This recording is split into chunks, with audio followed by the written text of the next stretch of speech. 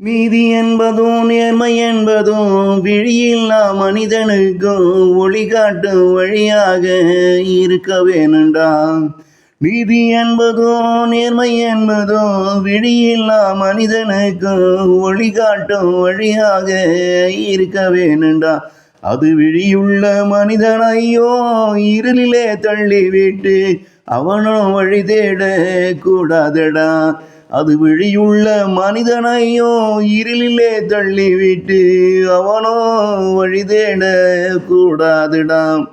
பச்சிளம் குழந்தை வந்தாலும் ஊர் மெச்ச மனிதன் வந்தாலும் படைபலம் பெற்ற மனிதனும் வந்தாலும் பணக்கார சீமா வந்தாலும் உன் நீதி நேர்மை சமமாக இருக்க வேண்டுண்டா.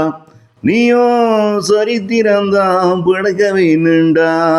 உன் நீதி நேர்மை சமமாயிருக்க வேண்டுண்டா. நீயோ சரித்திரந்தான் படைக்க வேண்டுண்டா.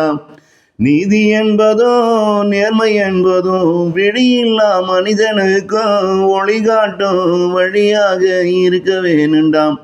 அது விழியுள்ள மனிதனையோ இருளிலே தள்ளிவிட்டு அவனும் வழி தேட கூடாதுடா.